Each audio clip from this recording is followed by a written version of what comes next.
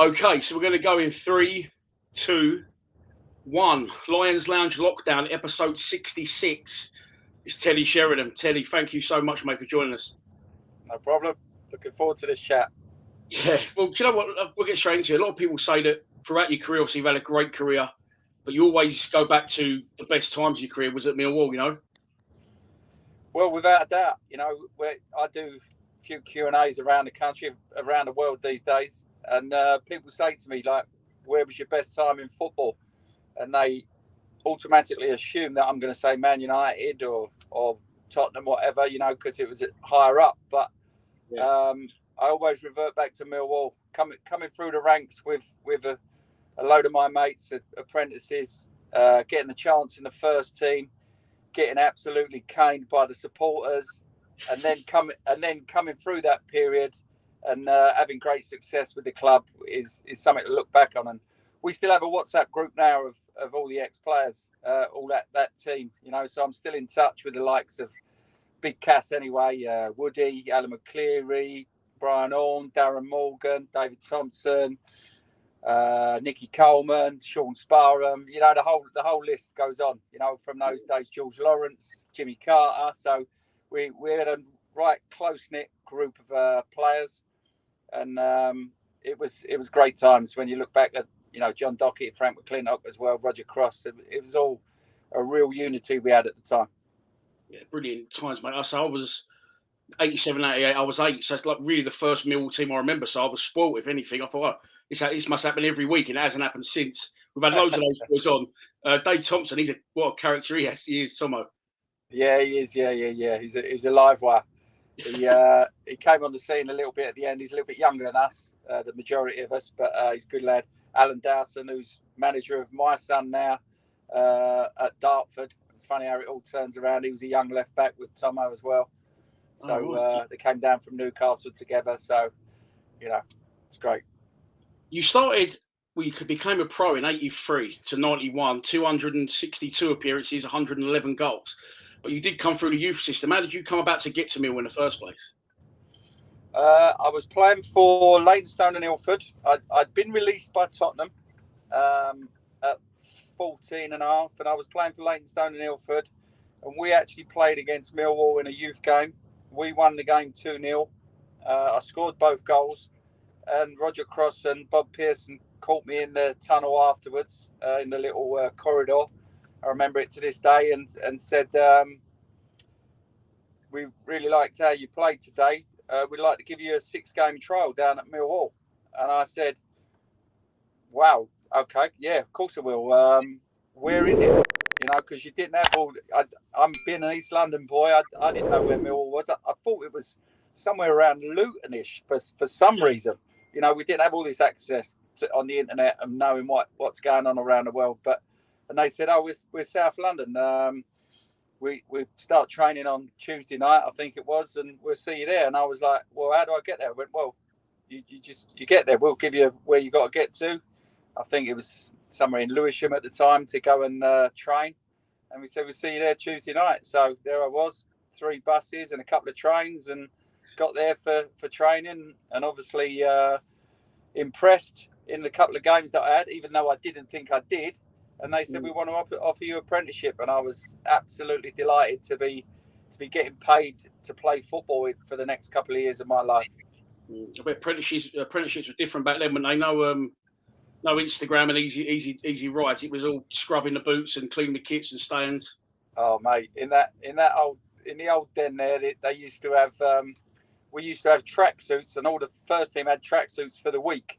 So, and it was called a hot room, where once they'd all been sliding around in the mud on a Monday morning, we used to hang them up in the hot room, and by the time you got them out for Tuesday morning's training, they were like rock. So you had to like beat them on the side of the changing room to make them soft enough for the players to put on, so they could wear them again Tuesday, and then the same again Wednesday, Thursday, Friday. It was an absolute nightmare.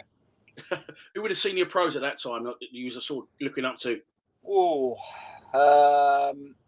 well, Big Kitch was there. Barry Kitchener was just coming to the end of his career when I first went down there. Took over for a couple of games as well. Lovely man to be around. Keith Stevens had just got in the first team. Alan McCleary was just breaking into the team, but you had the likes of Dave Cusack, Anton Otlakowski, Trevor Aylott, Nicky Chatterton, Robert Wilson, Dean Neal, Dean Horrocks, God rest his soul, Paul Sansom, Paul Robinson, Paul Roberts, Dave Martin, all these lunatics that I've come across in recent times as well. Saw Paul Roberts at Hadley Wood recently and had a reminisce about the old days. Who did you come through? Who was like in your youth team? Was you with Michael Marks and Roger Winter, people like that? Yeah, they was a little bit younger than me. Marksy was, I think he's probably 2 years younger than me. Neil Ruddock was a skinny left winger in my youth team. Yeah. Nicky Coleman, fantastic left back. Gutted for him that he didn't make it really in the Millwall team because he was a good mate of mine and a proper left back. You know, wanted to kick right wingers. Never let anyone past him. Cultured left foot, hard as nails. Loved him. But I think the crowd got the better of him, and you know, he's still a great lad even now. Though we still reminisce about our old times. Some good times. I saw that thing. It was like a London five-a-side, and you was in the team, Roger Winter, and you won it. And I looked at a picture earlier. And what a night that was! I think we beat every team that we played against and won the five-a-side. Roger Winter, I think, scored 2 goals in every game, and everyone was like, "What a player he is!" And he was a fantastic player, and we was all very, very surprised that he didn't go on to do bigger and better things at Millwall. Yeah, well, look, some of them reports earlier said like he absolutely run the show, Roger Winter. Unbelievable. Yeah, and another great lad as well. Great. I've seen him recently when I was a manager at Stevenage. He brought a player down for me to have a look at. He was rubbish, by the way, this player, but you know, so he doesn't know his footballers, Roger. Good player, but can't pick a good player out. Yeah. So I've looked right into it as well, because I don't really remember your very early years, but from when you joined Millwall, it took you a long old time to get in the first team because, I mean, we was in what would now be League One at the time, at the lower part of that division, but we still had people scoring goals in front of you. But you went out on a couple of loans, one to Aldershot and one to Douche Gardens in Sweden. I'm interested in that one at Sweden especially. Yeah. Well, I broke into the team under George Graham. Scored my first goal down at. In fact, I missed a sitter at home for Millwall against Brentford, and I thought, that's it. I've blown the chance. That's it. I remember it, header at the far post, and then we lost the game 2-1 as well late in the game, I think. But all I can remember is missing the sitter, thinking, that's it. I've blown my chance.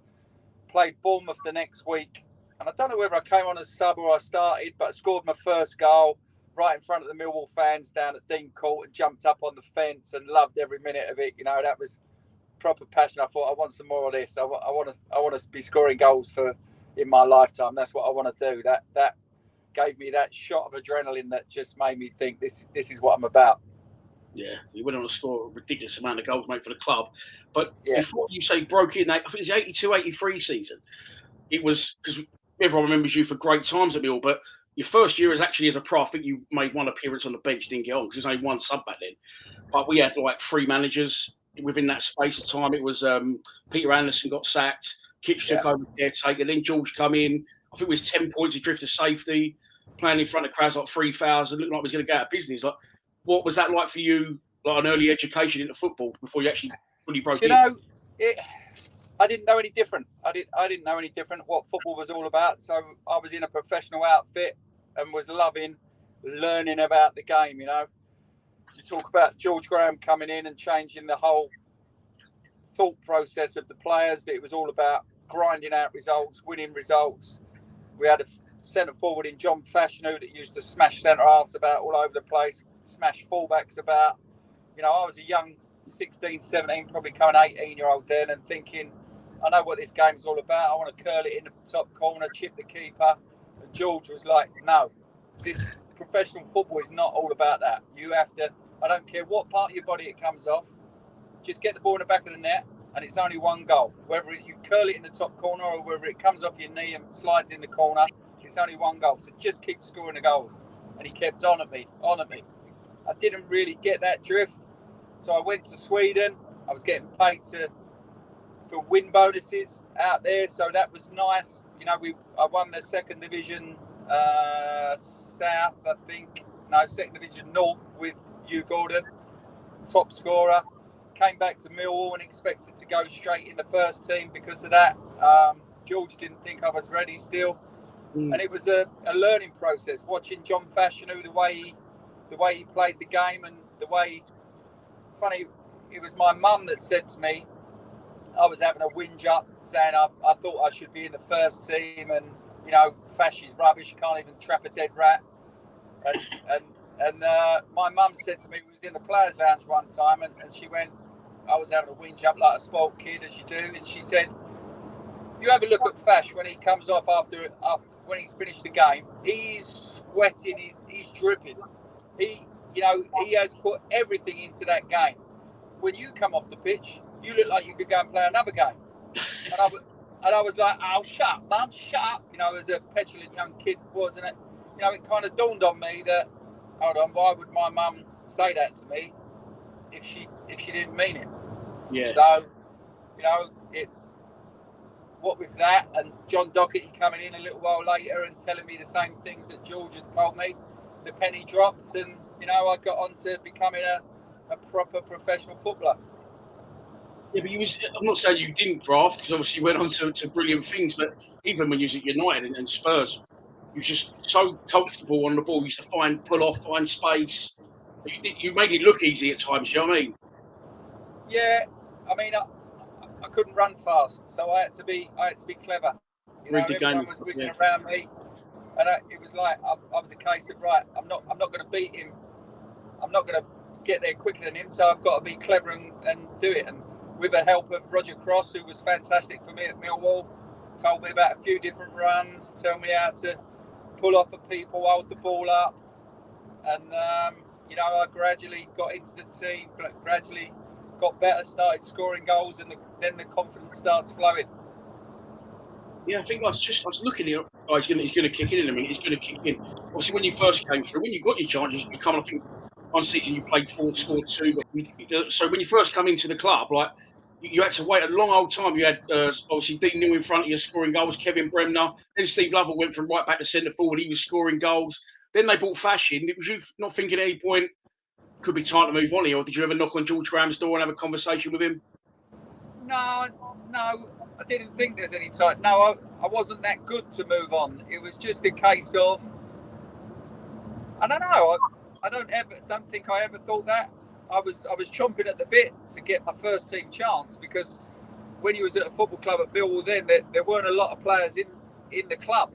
Yeah. You know, you had your first team, then you had probably for your first team squad, then about 4 other players, some happy, some not, some contract disputes or whatever, and then it went straight to the youth team. So if a couple were injured, all of a sudden you was on the bench, so you knew your chance was going to come at some stage. So it was just a matter of keep learning, keep practicing. You know, we used to do the training in the morning, and we'd be like me, Razor and Marksy, Paul Malcolm, who you've talked about. We're all like, can we do some extra training? Can we do some shooting and crossing in the afternoon, Rog? Like, come on, let's just have an hour. And we'd be out there 3.5, 4 hours in the afternoons. You know, we'd do again the next, and you're learning your techniques. That's how you get to learn techniques, headers, you know, crossing the ball in, volleys, curling the ball in the corners, one-touch finishes, and it was, you know, just learning. It was a learning period for me, and I loved it. You must have had a brilliant attitude. I mean, it doesn't help that there was only one sub in them days, but to be a highly rated player, scoring goals whenever you got the opportunity, like you must have had a really good attitude. Did you play, like in between, did you play in any reserve games if obviously you wasn't playing your first team matches as much? Yeah, no, we would have been playing in the combination as well.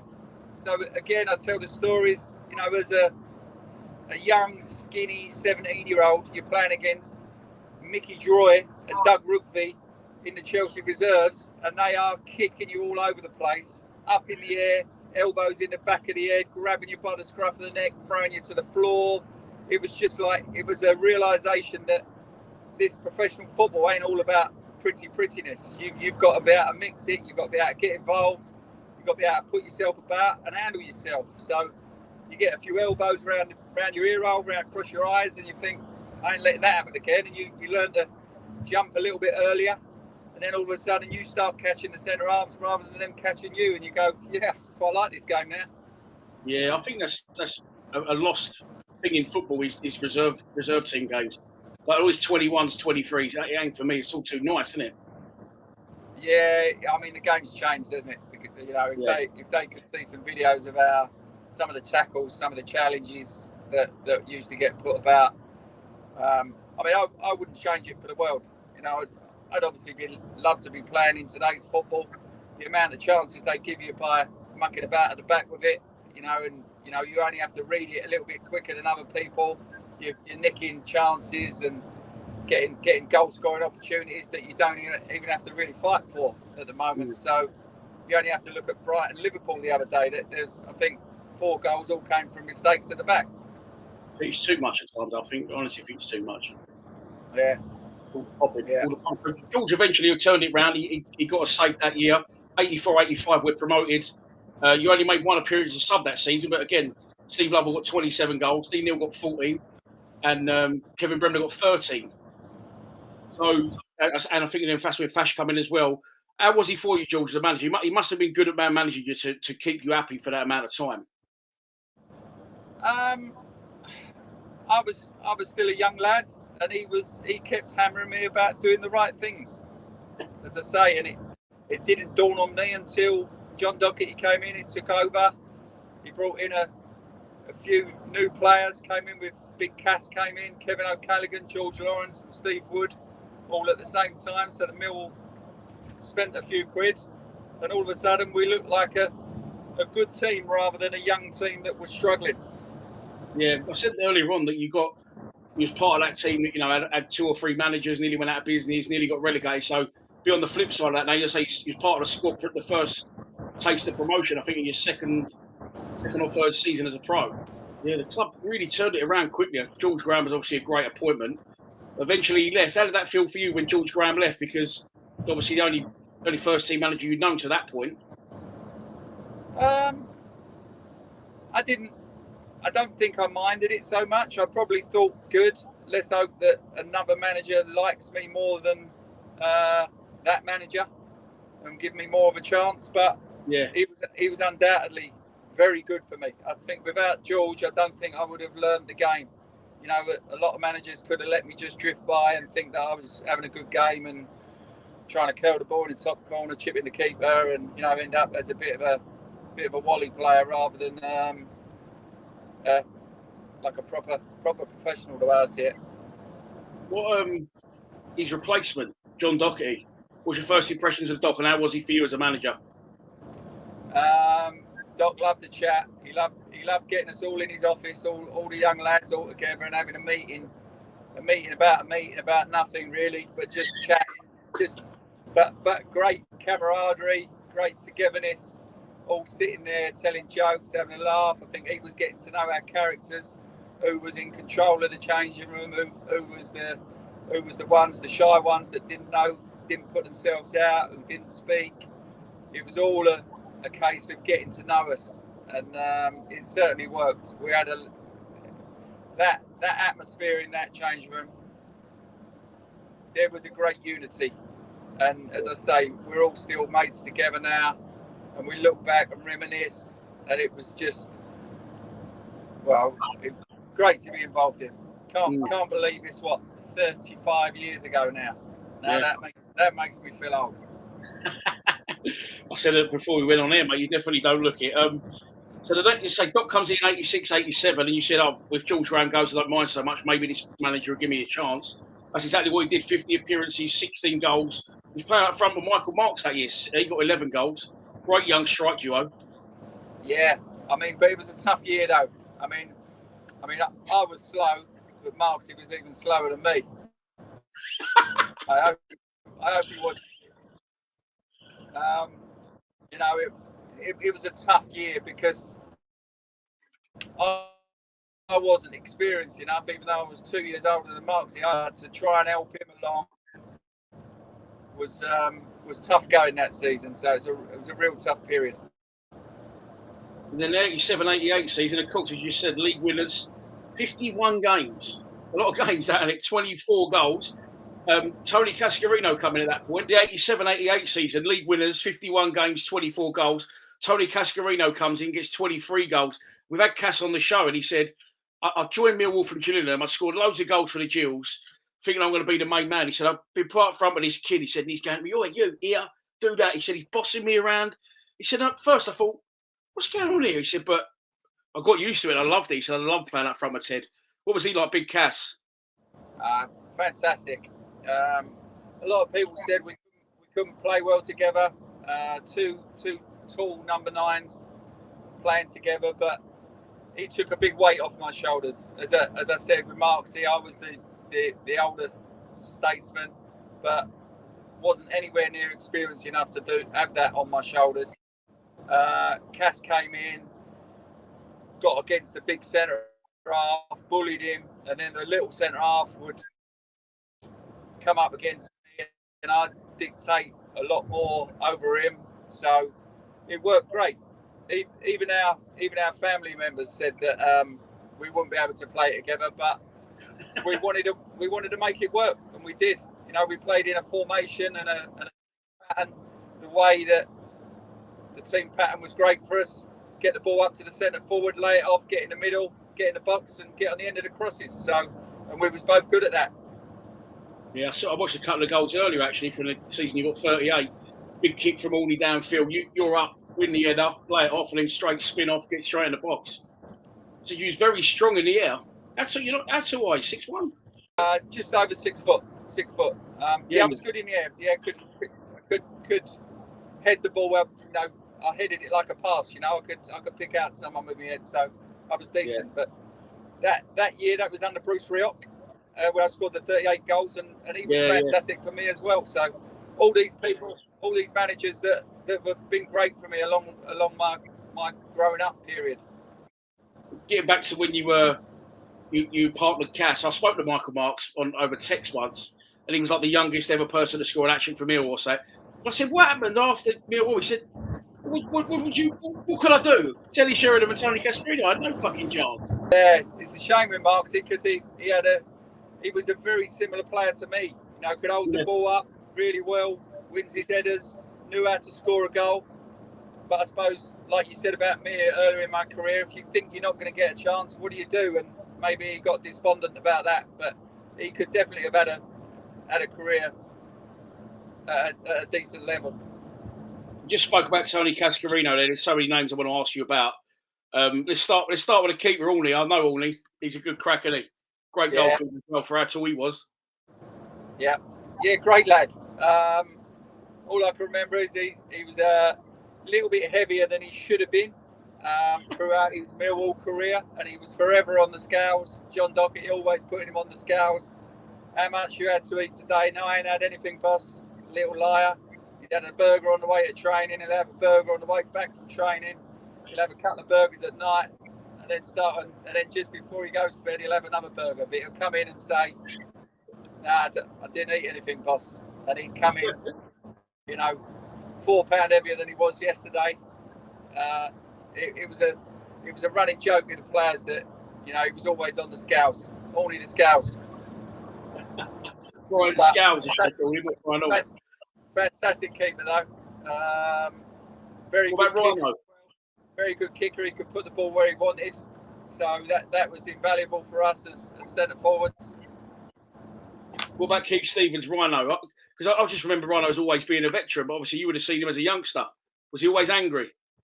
Always angry, always moaning, forever moaning. Still moaning now. Like he's living in Australia now. We don't see him from 3 or 4 years to the next, and he just comes straight over and goes, "Fucking weather, fucking joke, isn't it?" And just, first thing he says, "It's not how you doing, lads. You know, I ain't seen you for ages." He's like, "Oh, well, traffic's murder, isn't it?" Typical Rhino, but again, great player to have in your team. Hard as nails. Used to leave not just left wingers, but centre forwards lining on a heap. And like we'd say to him, "What you done there, Ryan?" How he go, "I never touched him," but you just knew damn well that it was him that put him over. He'd either elbowed him or stamped on him or something. But quality player as well, Ryan. Yeah, another good player that maybe didn't get the credit he deserved because he got labelled as a hard man, Terry Erlock. What was Terry like? I've heard so many stories on him. Absolute legend. He got banned from driving and we both coming from the same area, so I used to pick him up, drop him off quite a bit. Absolutely hilarious. You don't think of that when you look at Terry, and you think like he's a hard as nails, but he is one of the funniest men you're ever likely to meet. He had his one-liners, just comes out, killed people. You know, you had to get to know him as well. Great lad, and a proper footballer as well. Okay? Yeah, he was a great player. A lot better than what people thought, because he looked that rough and ready.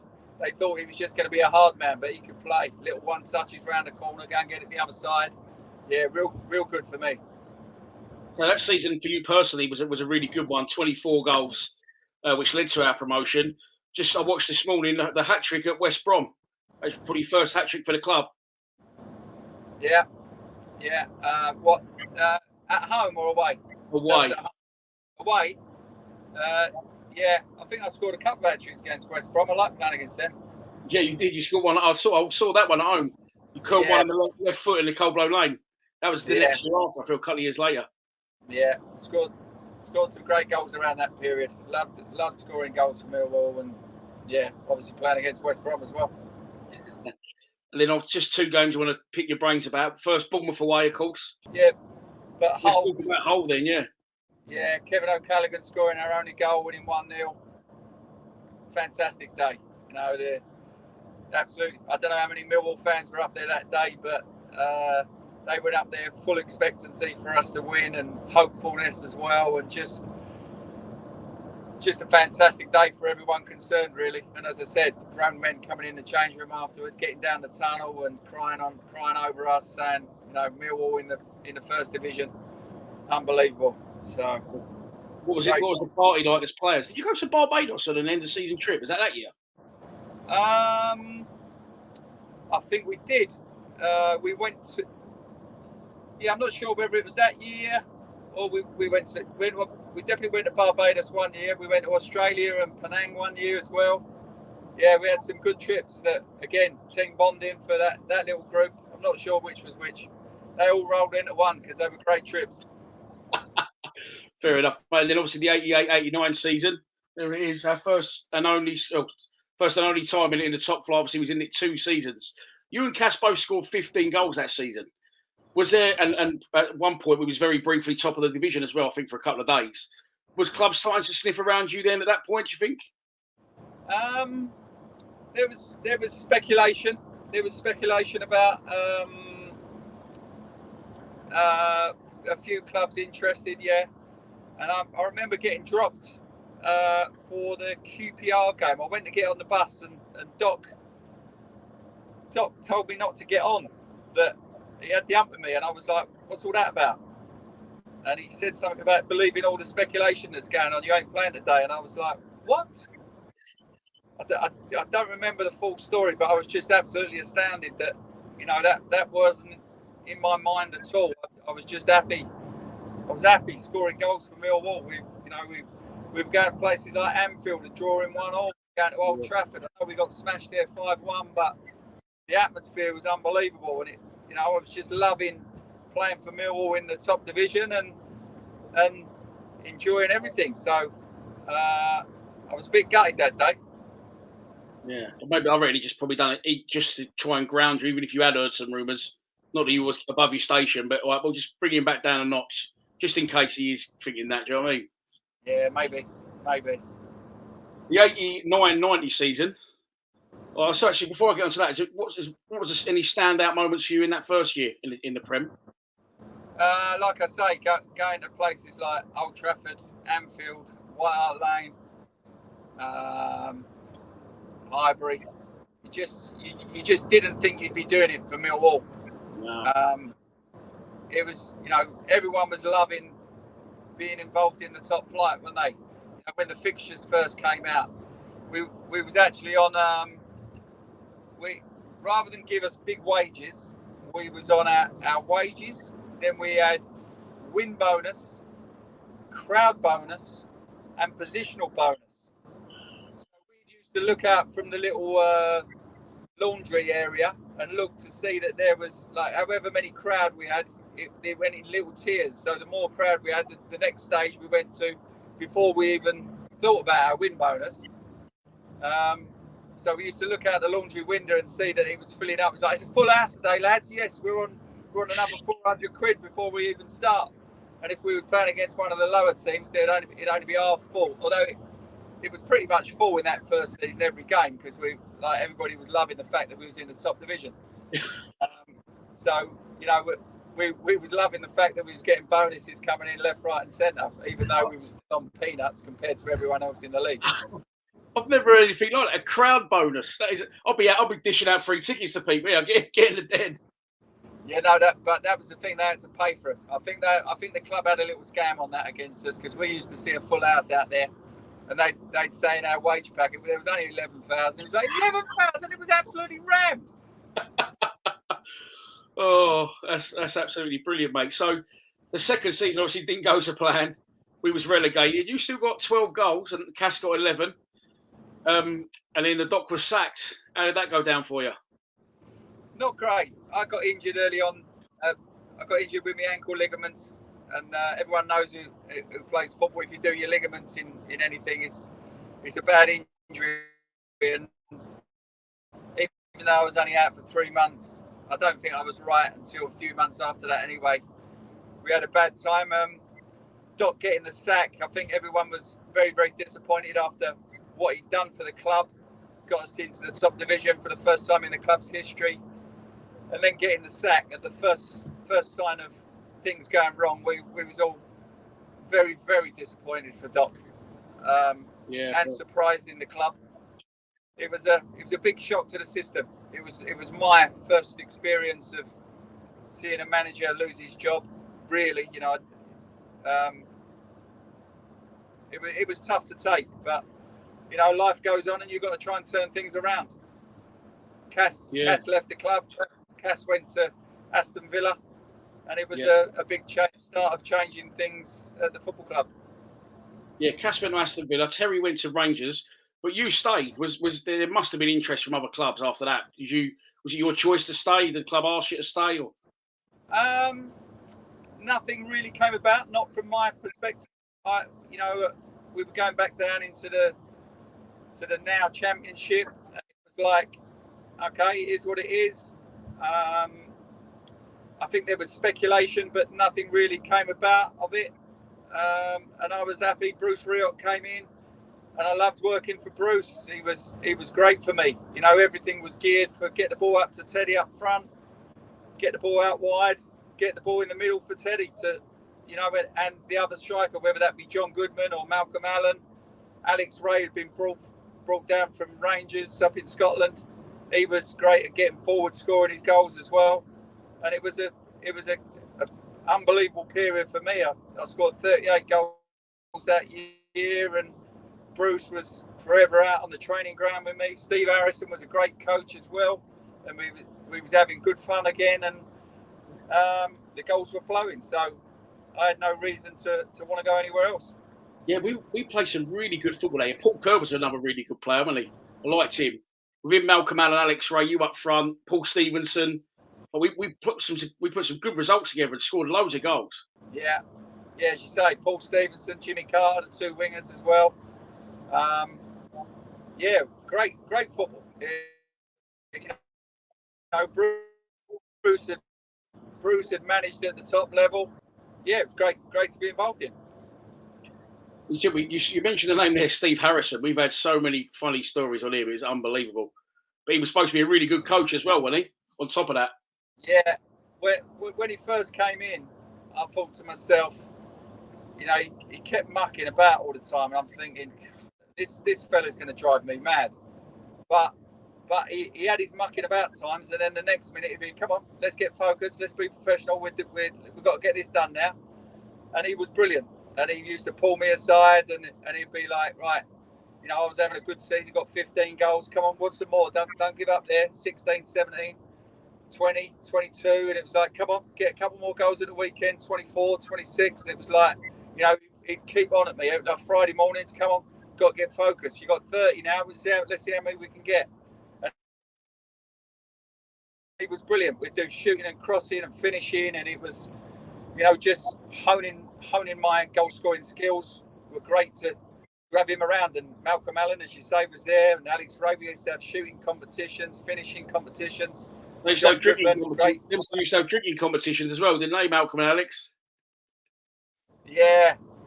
Oh, you've heard all about those two as well. Yeah, both been on. Malcolm was brilliant. Malcolm sung "No One Likes Us" in Welsh when he come on.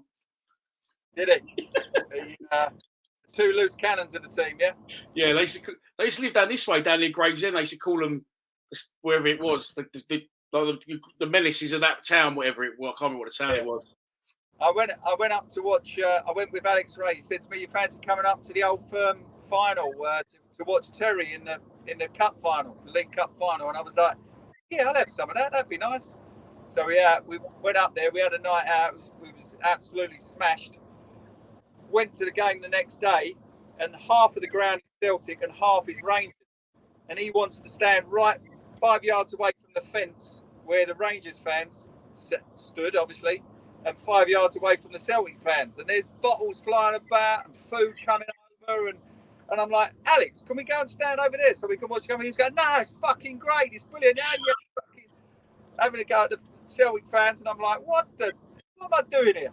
It's fucking lunatic. I think actually Alex has been on. I think Alex told the story of the next day when you got back to training, and you think you was both late for training, and you walked in, and the manager went, "So I don't worry, you was the top scorer." And Alex walked in, he went, "Don't even bother putting your fucking boots on. You ain't training or something. You got away with one because you scored all the goals." Yeah, that was Alex's excuse for not getting in the team at the weekend. Well, look, we fell short that season. Despite your 38 goals, we lost out to Brighton in the playoffs. Looking back at that team, I don't know, we didn't win the league, but we didn't. And then you eventually left the club. The clubs must have been queuing up for you. Well, yeah, we're very disappointed not to get promoted that year. And I felt at the time that it was time for me to leave. Blackburn actually came in for me at the start of Jack Walker's reign, really? And they agreed a fee with Millwall, and I went and spoke to the manager of Blackburn at the time. I forget his name, Don. I forget his name. That's terrible. I can't remember his name. But I went to speak. That much of an impression on you. I didn't really want to go to Blackburn, even though, you know, they were still in the same division as Millwall. So I wanted to go back to the Premier League. And about a week later, Nottingham Forest came in, and Clough being the manager, it was like, right, I've got to go. I've got to go and speak to him. And as soon as I got up to Nottingham, I loved everything about Nottingham and Brian Clough, and just thought, I'm going to love it here. So I signed for Nottingham Forest. He's 25 by that point, 25 years old, £2 million. If, you know, we know now that you went on to play to a ridiculous age at a high level. What was he like, Brian Clough, as a manager? I've heard so many stories on him from other podcasts. Yeah. Have you heard Mark Crossley talk about him? Tells some great stories. Yeah. And Dean Saunders. Dean Saunders tells a couple of great stories about Cloughy. But when I first went up there, walked into Nottingham, into the county, into the city ground up there, and I was with my agent, and you could hear Cloughy walking around the corridors, and all the apprentices were all scarping because they didn't want to come into conflict with him. He'd tell him to wash his car or walk his dog or something. You know, little did I know that. I didn't know that at the time, but they was all running out of the way. And he came round the corner and he went, Edward, you're our new striker from London, are you? And I was like, yeah, Mr. Clough, but I prefer it if you don't call me Edward, because only my mum calls me Edward. Everyone else calls me Teddy. And he went, welcome to Nottingham, Edward, and walked off. And it was like, okay, he's the boss. And he did. He called me Edward a lot of the time up there.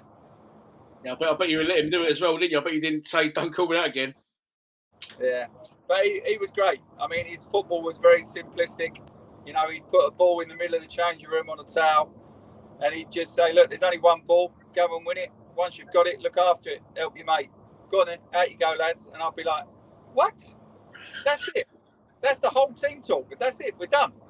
And I'd look at Desi Walker, Stuart Pearce, and they go, yeah, that's it. That's all he says to us. Just make sure you look after that ball when you win it. Beautiful. Brilliant. I'm going to enjoy this. Yeah, brilliant, mate. I'd love to keep you all day, but I'm just pleased I got you on. I know you're a busy man. Obviously, you went on to have an unbelievable career after that. Champions League winner, scored in the Champions League final against Bayern Munich. MBE. But I would never forgive myself if I didn't ask you about Euro 96. Because I was 16 at the time. Mate, memories from that I'll always remember. Unbelievable. The dentist chair, Scotland, Holland. I suppose you might have to mention Germany in there somewhere as well.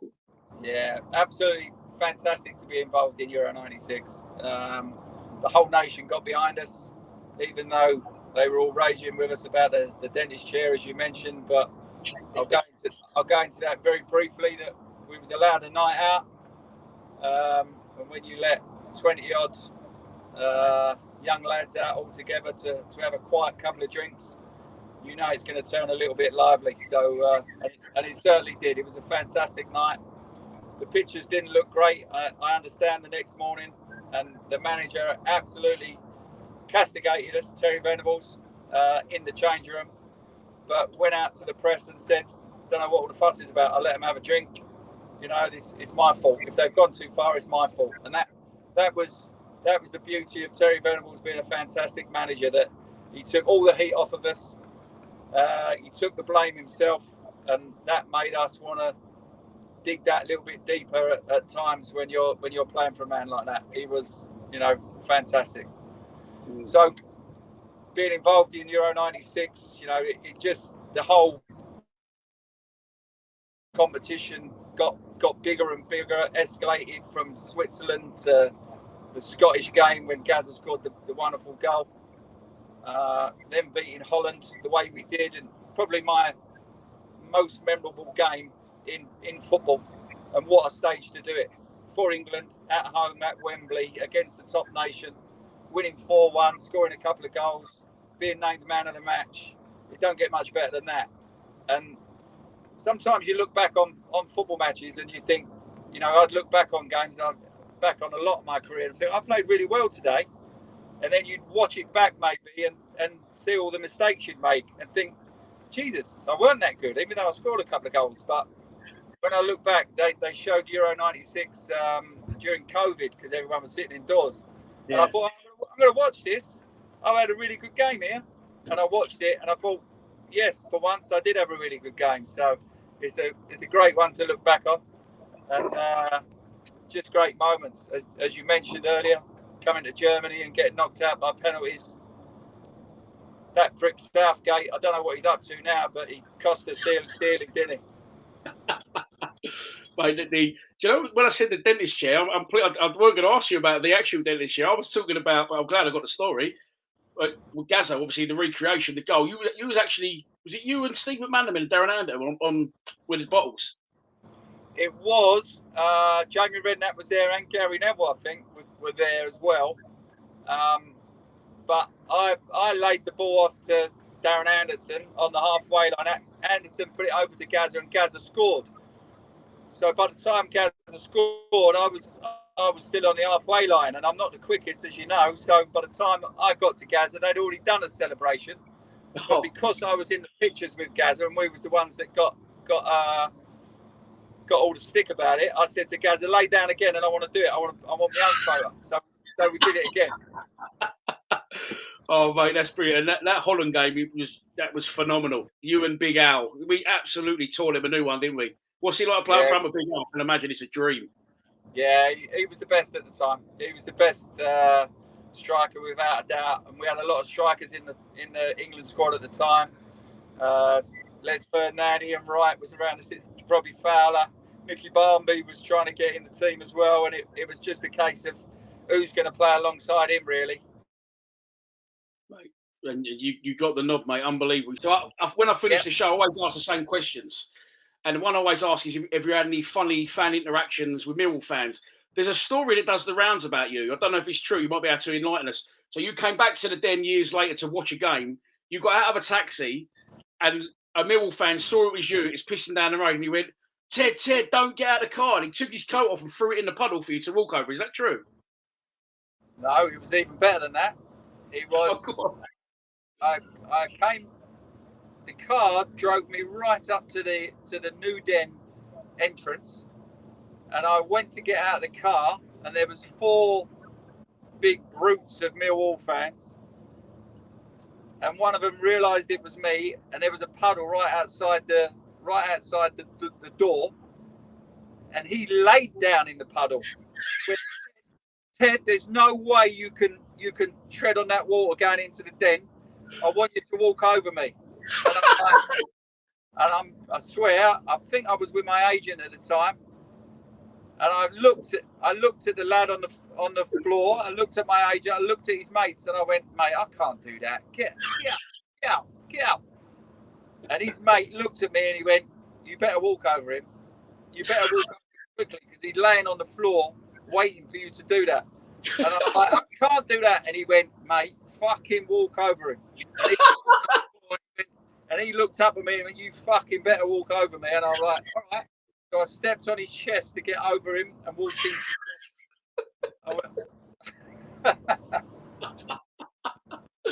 Oh, mate, that is absolutely brilliant. Well, look, Ted, we'll end it there, mate. Thank you so much for your time. I really, really appreciate it.